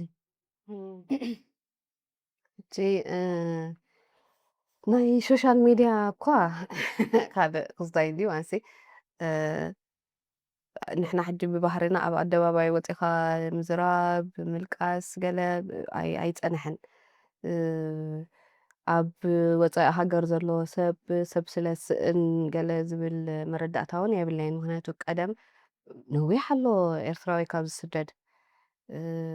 ሶሻል ሚድያ ሕጂ ዝጥቀም ዘሎ ጀነሬሽን እንተሪእካዮ ከዓ እቲ ናይ ቀደም ዝነበረ ኣይኮነን እዚ ሕጂ ኣብ ዝቐረባ ግዜ ናብ ስደት ዝወፀ እዩ ብብዝሒ ዝጥቀመሉ ዘሎ ቁፅሪ እንተሪኢኻ ቀደም ዝስደድ ዝነበረ ሰብ ይወሕድ ነይሩ ሕጂ ብብዝሒ ሰብ ይስደድ ኣሎ ቀደም ሰብ ደይሰኣነ ሕጂ ሰብ ይስእን እዩ ገለ ክብል ምክንያታዊ ኣይኮነን ንዓይ ካልኣይ ኤርትራዊ ሕብረተሰብ እዩ ክስእን ዝኽእል እምበር ካልእ ዓርከ ማሓዛ መሳርሕቲ መማህርቲ ኣይስእን እዩ ሓዘን ከዓ ኣብ ኩሉ ዓለም ተመሳሳሊ ወግዒ እዩ ዘለዎ ሞይትኒ ኣደይ ወይ ኣቦይ ሞይትኒ ተልካዮሲ ሰብ ኣይስሕቐካን ይሓዝነልካ የፀናንዓካ ገለ እዩ ግዜ ይረኽበልካ ዶ ከምዚ ብዚ ዝለመድናዮ ወርሒ ገለ የሳልየካ ዶ ካልእ ኣርእስቲ እዩ ግን እንታይ ክኸውን ይኽእል ኢለ ሓስብ ኣነ እቲ ትምረት ከምቲ ዝበልክዮ ምረት ክህልዎ ይኽእል እዩ ሓደ ካብቲ ምረት እንታይ እዩ ከምቲ ዓንተወይ ዝበልናዮ ነቲ ሰብ ከይረኸብካዮ ባህግታትካ ከየሰላሰልካ ወይ ከዓ ከይገበርካ ሕጂ ሰብ ቅድም ስደት ዝነበረ ሰብን ሕጅን ብቁፅሪ ክትሪኦ ከለካ ሕጂ ይበዝሕ ሰብ ኣይረክብን እዩ ገለ መተሓዝንቲ ኣይረክብን እዩ ገለ ዝብል ስክፍታታት ኣይህልወንን እዩ ኣብዚ ዝነበረን ኣብኡ ዘሎን በበይኑ ክኸውን ይኽእል እዩ ካልእ ዓርከ ማሕዛ ኣሎ መሳርሕቲ ኣሎ ጎረቤት ኣሎ ገለ ከምዚ ኣይከውን እዩ ግን ሓደ ክልተ ሰብሲ ዘፀናንዓካ ሳይትስእን ኢኻ እንታይ ክኸውን ይኽእል እዩ ነቲ ሓዘን ዘካብዶ ከይረኣኻዮ እቲ ሰብ ከይተፋነኻዮ ብግቡእ ብሃንደበት ሙኻ ክትንገር እንተኮይንካ ከዓ ዝተፈላለየ ኣገባባት ሓደ ሓደ ግዜ ብሃንደበት ትረኽቦ ኣብ ኢንተርነት ትረኽቦ እቲ ሰብ እውን ካበየናይ ሕብረተሰብ ወፂኡ ይገርመካ ኣብኡ መርድእ ገለ ክፅሓፍ ከሎ ወይ ሬስትን ፒስ ዝሓገዘ መሲሉ ሬስትን ፒስ ገለ ክፅሓፍ ከሎ ኣነ ድንፁ እዩ ዝብለኒ ማለት ካብዚ ሕብረተሰብ ዘይኮነን ከይዱ በለየ እጂ እዚ ወግዕታት ከይገበርካ ከይተፋንካዮ ነቲ ሰብ ክትገብሮ ዝደለካ ወፂኻ እሞ ንስድራካ ክትሕግዝ እንዳሓስብካ ከለካ ባህግታትካ ከየካፈልካ እንተሞይቱ እዚ ከጋድዶ ይኽእል እዩ ንሶሻል ሚድያ ወፂኻ ሓዘንካ ምግላፅ ጉዳያትካ ምግላፅ ግን ካልእ ፀገም እዩ ናይ ሓዘን ፀገም ኣይብሎን ኣነ ናይ ካልእ ፀገም እዩ ሓደ ካብቲ ፀገማት ሰብ ብልክዑ ከይፈለጠ ነቲ መሳርሒ ብኸመይ ይጥቀመሉ እንታይ ሳዕቤናት ኣሎ ከይፈለጠ ተዋሂብዎ እዩሲ ከባኽኖስ ንበሩ እዚ ትርጉሙ ከይተረዳእካ ሓደ ብሉፅ ነገር ተተዋሂብካ ወይ እንታይ ክሰርሕ ይኽእል እንታይ ብርቂ ነገር ክትገብረሉ ትኽእል ተዘይፈሊጥካሲ ከምዚ ንቆልዓስ ፅቡቕቲ ሞባይል ሃብዮ እንታይ ክገብረላ ዝኽእል ጌም ገለ ክፃወተላ ዝኽእል ወረ ካልእ ክገብራ ክእል ንእሽተይ ቆልዓ እንተኮይኑ ከዓ እሞ ቅጥቅጠላ ክእል እየኒ ሕጂ ከምኡ እዩ ሶሻል ሚድያ ነዚ ሕጂ ዘሎ ጀነሬሽን እናትና ክሳብ ክንምንታይ ብርቂ ነገር ክሰርሕ ይኽእል ምዃኑ ከይተፈለጠ እዩ ተዋሂብዎ ዘሎ ሕጂ ክሳብ ዘይፈለጥናዮ ሶሻል ሚድያ እንታይ ክንጥቀመሉ ንኽእል ክሳብ ዘይፈለጥና ክንፃወተሉ ኢና ሓንሳብ መሕዘኒ ክንጥቀመሉ ኢና ሓንሳብ መስኣሊ ክንጥቀመሉ ኢና ገለ እዚ ካልእ ፀገም እዩ ካልእ ክኸውን ዝኽእል ከዓ ተሓታትነት የለን ኣብ ሚድያ ኣብዚ ከመይልካ ትሓዝ እንታይ ትገብር ገለገለ ተሓታትነት ኣሎ ቀይዲ ይህበካ እዩ እቲ ሕብረተሰብ ኣብኡ ግን ቀይዲ ስለዘየለ ክንድሌትካ ትፃወተሉ ማለት እዩ ተሓታትነት የለን ሰብ ክገብራ ዝኽእል ኣብቲ ኮመንቲ ክፅሕፈልካ ዝኽእል ኣይቀርበካን እዩ ሓንቲ ንስኻ ኮመንት ፅሕፈሉ ንስኻ ኮመንት ፅሕፈልካ ዓበይቲ ጉዳያት ከ ኣለዉ ነዚ ኣብ ሶሻል ሚድያ ዘለና ስራሓት ዘጋድዱ ማለት እዩ ሓደ ቀደም ዝስደድ ዝነበረ ሰብን ሕጂ ዝስደድ ዘሎ ሰብን ሓደ ዕላማ ኣይኮነን ሓደ ወላ እቲ ቀደም ስደት ዝነበረ ነታ ዕላምኡ ንክገብር ሓመድ ፋጭኡ ይሰቲ ነይሩ ኣብዚ ግዜ እዚ ግን ወላ ክመሃር ኢሉ ዝኸደ ወላ ክሰርሕ ኢሉ ዝኸደ ነታ ዕላምኡ የተግብር ኣለዎ ድዩ ባይታ ረክብ ኣሎ ድዩ ሓደ ሕቶ እዩ ከምቲ ናይ ቅድም ከ ብፃዕሪ ብተወፋይነት ተጸሚሞም ከ ይገብርዎ ኣለዉ ድዮም የለን እዚ ሕጂ እዚ ከምዚ ዓይነት ቫኪዩም ነገራት ናብቲ ኣቬይላብል ዝኾነ ነገራት ከኺደካ ይኽእል ማለት እዩ። እዚ ሕጂ ካልእ ኣርእስቲ ዓበይቲ ገለ ጉዳያት ስለ ዝኾነ እዚታት ግን ተሓዋዊሱ ኣብ ቀረባ ትጸንሕ እሞ ሽዑ ሶሻል ሚድያ ኣብ ጥቓኻ ፀንሕ and you're right about it ብግምጣል እዩ ኣብ ሶሻል ሚድያ ወፂኻ ሓዘንካ ክትገልጽ ምፍታን ካብ ኣወንታዊ ጽልኡ ኣሉታዊ ጽልኡ ይበስሕ ማለት ኣብኡ ሓዘንካ ከጸንዓካ ኢሉ ዝመጽእ ኣይኮነን ኣብኡ ደሎ ሕዚ ወይ ንባዕሉ ሓዚኑ ኣሎ ሕማቕ ተሰሚዕዎ ኣሎ ብዛዕባ ሂወቱ ካልእ ወይ ክዘናጋዕ ኢሉ መጺእ ኣሎ ኣብዚ ኣብ ሓዘን ክበጽሓካ እንተኾይኑ ናይ ብሓቂ ዝፈልጠካ ከጸናንዓካ ኢሉ ዝመጽእ እዩ ኣብ ሶሻል ሚድያ ግን ኩሉ ሰብ እዩ ዘሎ ንስኺ ሓዘን ኣጋጢምክ ውፅእ ኢልካ ኣብዛ ጽርግያ ትነግርዮ ወይ ኣነስ ኣቦይ እንዲህ ዓሪፉ ኢልክ ትነግርዮ ዝኾነ ሰብ ደው ኣቢልኪ ኣብ ሶሻል ሚድያ ከዓ the same thing ኣነ it's not normal 20,000 ፍሬንድስ ክህልውኒ ይክእሉን እዮም ኖርማል ኣይኮነን ኣነስ ወላ በቃ ሴሌብሪቲ ናይ ዓለም እየ 20,000 ሰብ ኣይጸናንዓንን እዩ ሕጂ እዚ ከምዚ ዓይነት ኢሉዥን ዝተፈጥረልካ ስለ ዝኾነ እቲ ሶሻል ሚድያ ኣብኡ ወፂኻ ዝሓሸ ሶሉሽን ኮይኑ ስማዓካ ምንጋር ግን ይኸፍእ ኣብ ኮመንት እንታይ ሞና ኢሉ ተፅሒፍልካ ሰብ ትወስዳ ዶ ክባደ ሶስ ከላበረና ዲናን ዝሞቱና ኸማን እንተይልካ ትክእል ሕጂ ካሊእ እዚ ዘይሓዘነ ሰብ የሕዝን ሶሻል ሚድያ ኣይኮነ ዝሓዘነ ሰብ ከዓ መቐትል ዝኽእል እዩ ሕጂ ኣነ ከም ምኽሪ ኣብ ሶሻል ሚድያ ወፂኻ ውልቃዊ ጉዳያትካ ብፍላይ ምስ ሓዘን ዝተሓሓዝ እንተዘይ ኤክስፖዝ ተዘይገበርና ይሓይሽ ካልእ ኣለዎ ሶሻል ሚድያ ምስ ሓዘን ዝተሓሓዝ ፅሑፋት ጣቋ ዘለዉ ፅሑፋት ዝፅሕፉ ንሱታ ዘይነንብብ ኣብ ዩቲዩብ ኣለዉ ጣቋ ዘለዉ ዘረባታት ዛንታታት ናይ ብሓቂ ንዓና ክሕግዘና ዝኽእል እሱ ዘይንገብር ካልእ ብውልቅና ክንገብሮም ንኽእል ነገራት ኣለዉ ዳይሪ ምፅሓፍ ክንድኡ ኣነ ሕጂ ይፈትኒ ዳይሪ ምፅሓፍ ግን ናይ ብሓቂ ስምዒትና ክነውፃሉ እንኽእል ኣገባብ እዩ ዳይሪ ዘይድውሉ ድውል ኣቢሎም ኣብዚ ክኣልሉ ክኽእል እዮም ምስ ስድረኦም ገለ ክንድቲ ትብለሉ ኣይኮነን ክንዲ ናይ ብሓቂ ኣብዚ ሓዘንካ ተውፃሉ ኣገባባት ኣይኮነን ግን እዚታት ክንገብር ንኽእል ኢና ልዕሊ ዓቕሞም ተኾይንዎም ከዓ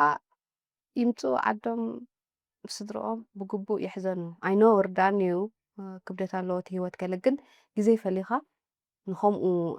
ትውፍዮም ነገራት ክህልዎ ኣለዎም መጨረሽኡ ስታ ሂወቶም እያ ተገድሶም ሓዘን ከዓ ናይ ብሓቂ ሂወቶም ክብትኖ ይኽእል እዩ ነዚ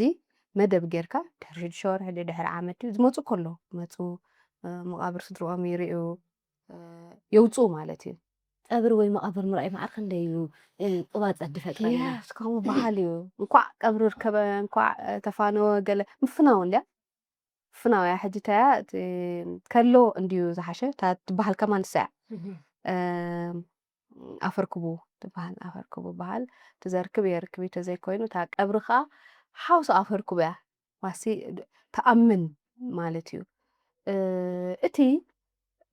ወገእታት ይሕግዘካ ንኽትፋነዎ ማለት እዩ እምበር እንተ ሞይቱ ሞይቱ እዩ ዋላ ሓንቲ ናይ ብሓቂ ሞይቱ እዩ ተባሂልካሲ ክትገብሮ ትኽእል ፍልልያት የለን ግን ኣብቲ ርእስና እቲ ወግዕታት ነቲ ተሓሳስባና ክላሲፊኬሽን ዝፈጥረሉ እዩ ግናምነት ንስኽ በዚኣ ክትወፅእ እንተሪኤካ ኣነ ኣእምሮይ ርኡ ኣሎ ዓይነይ ርኢ ኣሎ ኣገናዚበ ኣለኹ ነቲ ዝሪኦ ይኣምኖ ማለት እዩ ተቐቢራ ብዕለት ክንዲ ገለገለ ተተባሂሉ ኢንሻአላህ ኣይከውንን ግን ካብኡ ተተባሂሉ ግን ገለ ስፔስ ህልወኒ ማለት እዩ ንዘይ ክትኣምን ምክንያቱ ስለ ዘይረኣኻ ንሕና ሕጂ እቲ ዝኽርታት በቲኦም ናይ ህዋሳት ኣካላትና ብኡ ይስነ ሓበሬታ ኣብ ርእሰይ ካብ እንተኾይነ ሕጂ ይመውት ሰብ ይግነዝ ይቕበር ትወግዕ ይካየድ እዚ ሕጂ ሓደ ሰነድ ኣለኒ ማለት እዩ ሞይቱ ተባሂለ ኣለኹ ኣብቲ ብቴሌፎን ተተባሂለ ወይ ብካልእ ኣገባባት ተሰሚዐ ግን ገለ ጨንፈር ናይ ሓበሬታ እዩ ዘለኒ ማለት እዩ ኣብ ርእሰይ ከዓ ሓደ ወግዒ ኣሎ ናይ ሞት ሕጂ ምስኡ ስለዘይተሓሓዘለይ ሬስት ኣይገብርና ኣብ ርእሰይ ሲ እቲ ዜናስ ኣይዓርፍን ሕጂ ልምድታት ገለ ኣብኡ ተራታት ኣለዎ ማለት እዩ። ነቲ ነገር ንኽተኣምኖ ንኸይ ዘይተኣምኖ ብኸምኡ ኢና መፂና ንሕና ካብ ነዊሕ ጀነሬሽንስ ብኸምኡ ስለ ዝመፀና እቲ ናትና ሳይኮ ሜካፕ ብኸምኡ ይፅሎ እዩ። ኣብ ወግዒ ሓዘን ዝግበር ሕጂ ዝተኣታተለሎ ምስ እናት ዝተተሓሓዘ እቶም ናይ ህወሓት ዓበይቲ ሰባት ገለገለ ዝበሃሉ ገለ ብወግዓዊ ደረጃ ስለ ዝግበር ግን ኣብ ናይ ውልቂ ዋላ ብስድርኦም ክኸውን ይኽእል ገለገለ ብዙሓት ሰኣልቲ ኣብቲ ቀብሪ ትርኢ ኣብዚ ከም ናይ ድኾነ ሰብ ቀብሪ እሞ እዚ ኸ ከመይ እዩ ኣብዚ ዘለካ ሓሳብ ሕጂ እቲ ወግዕታት ምስ ቅዲ ህይወት ይቀያየሩ ሕጂ ብዙሕ ሰብ ይቃወሞ እዩ። ኣነ እውን ከምኡ ኣይምገበርኩን ኢለ ይሓስብ እቲ ከምኡ ዝገብር ሰብ ግን ንምንታይ ከምኡ ይገብር እናንተ ሓሲብና ግን ሓደ ካብቲ ክሳያት ከም ዝበልክዮ ብሰንኪ ስደት እቲ ስድራ ቤታት ፋሕፋሕ ኢሉ ፀኒሑ እሞ ምእማን ይስእኑ ሕጂ ለለ ተቐቢሩ ኣሎ እቲ ሰብ ገለ ኢልካ ዕረፍቲ ናይ ርእሲ ናይ ኣእምሮ ክረክብ ኢልካ ኸ ተርእዮ ክኸውን ይኽእል እዩ። ዳርጋ ዝበዝሐ ሚእታዊት kun ምስኡ ዝተሓሓዘ እዩ። ብወግዕ ክነግርዎም ይደልዩ እሞ ኣይኣምንዎምን ሓቆም እዮም ከዓ ብፍላይ ምሸት ደው ኢልካላ ነዴኻ ጥዑይ ከተዕልለካ ፀኒሓስ ንፅባሒቱ እንተሞይታ ሕጂ ካብቲ ሃንደበታውነት ናይ ሞት ዘምፅኦ ምስ ከምኡ ዓይነት ቻሌንጅ ተተሓሒዙ ዝመፅእ ክኸውን ይኽእል እዩ ይብል እዚ ሕጂ ነቲ ግዝያዊ ነቲ ሰብ ተርድኣሉ ሽዑ ገለ ድሓር ግን ብዙሕ ፍልስፍናታት ክኣትዎ ጀሚሩ ማለት እዩ። ሃሲ ሰብ ይፀባፀብ ዋይ ክስቶ ከዓ ቀቢሩ ዋይ ከዓ ክስቶ ኣይቀበረን ክስቶ ዳኣበይ ከይዱ ገለ መፅእ ማለት ሕጂ ኣንፃር እቲ ናብ ካልእ ዘይተደለየ ምቅያማት ክኸይድ ይኽእል እዩ። ሕጂ ግን ንሕና ክንፈልጦ ዘለና ዋላ ኣብቲ ሕብረተሰብና እውን ብውሽጡ ኣይዛርብን ግን ተቐያማይ ተዘይቀቢርካ ገለ ሕጂ እዚታት ከም ልምዲ ክህሉ ኣይደልዮን ማለት እዩ። ምክንያቱ ናይ ሕልና እዩ ሙት ክትቀብር ሓዘንተኛ ክትበፅሕ ሓራስ ክትርኢ ከለ ዝተፈላለየ ኣብ ፀገም ናይቲ ሕብረተሰብ ክትሳተፍ ናይ ሕልና ግዴታ ክኸውን ኣሎ ነቲ ሰብ ከተፍትዎ ገለ ክኸውን የብሉን ብኸምኡ ክሰጋገር ናብ ካልእ ሕብረተሰብ ኣይ ኣነ ባሃ ይብለንን ማለት እዩ። ከም ሰብ ተፀባፅብቲ ስለ ዝኾና ድኽመት ስለ ዘላና ማለት እዩ ንፅቡቅ ዝሓሰብናዮ ዝምስልናት ሕጂ ንፅቡቅ ዝሓሰብናዮ ናብ ካልእ ናይ ስድራ ቤታት ኮንፍሊክት ከብፅሓና ይኽእል እዩ። ሕጂ ኣነ ክስንደ የተይሉ ንሓደ ሰብ ኣይክልክሎን እዩ ግን እቲ ምስቲ ልምድን ኣካይዳን ናይቲ ሕብረተሰብ ከዓ ምስኡ እንተተላፈና ከዓ ይሓይሽ። ኣነ በዛ ነብሰይ ክቐብር ኢለ ከይደ ሰብ እንዳሓዘነ ናይ ብሓቂ እንዳሓዘነ ክሰኣል ገለ ባህ ይብለኒ እቲ ካልእ ንዜናዊ ስራሕ ትገብሮ ካልእ ኣርስቲ እዩ።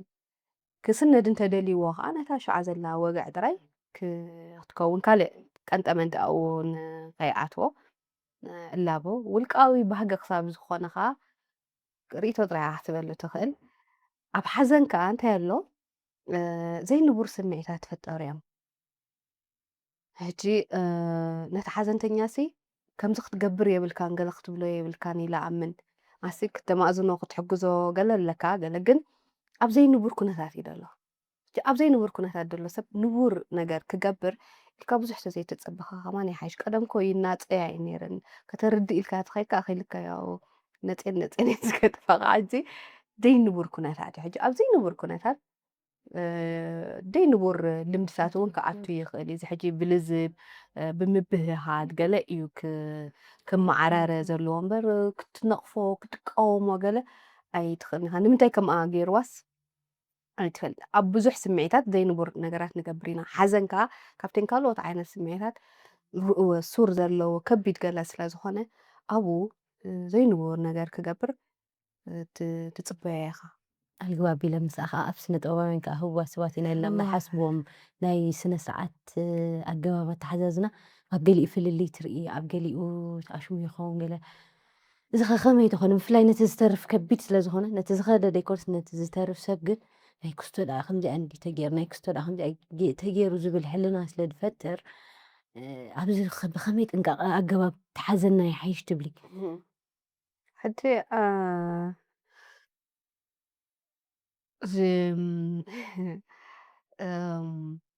እቲ ትርኢቶ እዩ ሕጂ እቲ ኣብ ገሊኡ እንታይ ኮይኑ ዝስማዓካ እዩ እቲ ስነ ጥበባዊ ጥራይ ዝነብር ኣብዚ ዓለም እንተሞይቱ ከዓ ጉዳይ ጥራይ ገለ ኮይኑ ይስማዓካ እቲ ኢቨንት ሲ ይወፅእ ካብቲ ንቡርነቱ ይወፅእ እዩ። ይፈላለ ጥራይ ገለ ደይኮነ ናይ ገሊኦም ኣመና ዝተጋነነ ክስታያት ይረኣየካ ማለት እዩ። ሕጂ ሰብ ኣበርክትኡ ፅልውኡ ገለ ኣብ ግምት ኣእቲኻ ተፈላጥነቱ ኣብ ግምት ኣእቲኻ ከምኡ ዓይነት ነፀብራቓት ክትርኢ ትፅበያ ኢኻ። ግን ኣብ መጨረሻ ብፍላይ ኣብ ዓድና ዓብዪ ተኣምራታዊ ነገራት ዝገብሩ መንእሰያት ይሞቱ እዮም ኣብ ቀፃሊ ከም ናብራ ከም ሂወት ማለት እዩ። ሕጂ መዓት ዶኳትር መዓት መንእሰያት ኣብ ምክልኻል ሃገር መምሃራን ወለዲ ብዙሓት እዮም ኣብ መዓልታዊ ብሕማም ብሓደጋ ብገለ ዝሓልፉ። ሕጂ ሓደ ስነ ጥበባዊ ስለ ዝሞተ በቃ